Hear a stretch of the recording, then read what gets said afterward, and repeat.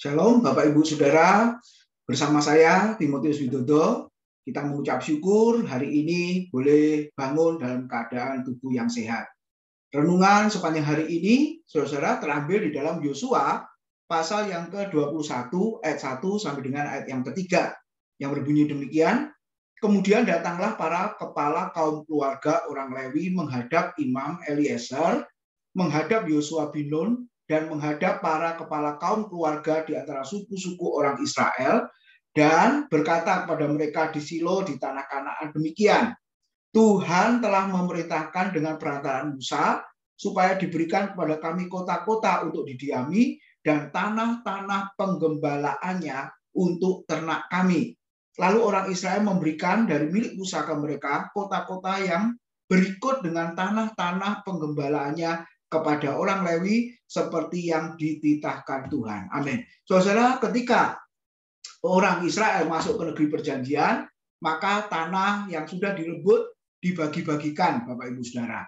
Dan kita ingat ada kota-kota yang dijadikan tempat perlindungan. Diambil tanah itu lalu dijadikan kota perlindungan. Demikian juga ayat-ayat yang kita baca di Yosua pasal 21, Saudara, banyak sekali diucapkan berulang-ulang, yaitu khususkan berikan tanah-tanah penggembalaan. Nah, Bapak Ibu Saudara, kenapa tanah-tanah penggembalaan juga diprioritaskan? Karena sebagian besar orang Israel memang pekerjaannya sebagai gembala, kambing domba, lembu sapi, dan sebagainya.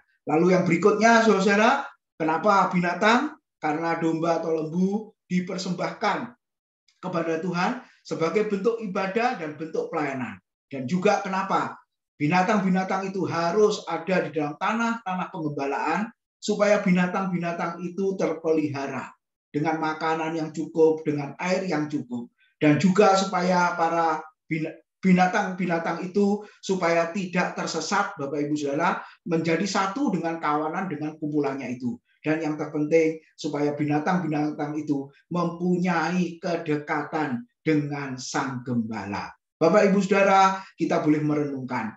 Jemaat digambarkan sebagai domba-domba dan Kristus adalah sebagai gembala yang sangat baik. Kita ingat satu buku yang ditulis oleh Mark Dever dengan judul 9 Tanda Gereja yang Sehat. Dan salah satu tanda gereja yang sehat adalah kalau setiap anggota jemaat itu menyadari bahwa begitu pentingnya menjadi anggota gereja lokal. Kenapa saudara-saudara harus setia kepada gereja lokal?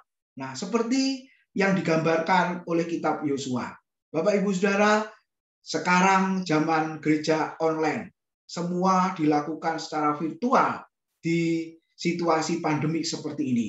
Kalau mau jujur, kita bebas mau kemana, beribadah di mana, mendengarkan firman Tuhan yang seperti apa. Bebas Bapak Ibu Saudara. Tapi ingatlah, Tuhan tadi menyediakan khususkan tempat sebagai tanah-tanah penggembalaan.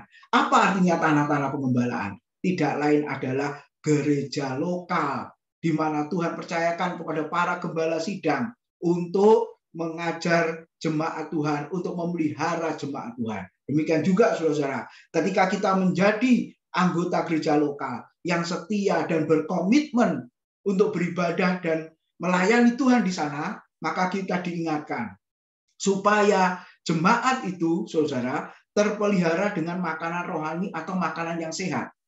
Sama seperti gembala memberi rumput, memberi air kepada domba-domba. Demikian juga ketika saya dan saudara ada di sebuah gereja lokal, pasti kita diberikan makanan dan minuman yang sehat. Dan yang kedua, saudara, supaya kita tidak disesatkan dengan banyaknya ajaran-ajaran yang tidak sesuai dengan kebenaran firman Tuhan. Dan yang ketiga ini yang penting, supaya saya dan saudara sebagai jemaat yang setia kepada gereja lokal, kita dibawa semakin memiliki hubungan yang sangat dekat dengan Tuhan Yesus Kristus sebagai Sang Gembala Agung kita. Jadi Bapak Ibu, jangan sampai kita terus mengembara, tetapi masuklah ke dalam penggembalaannya.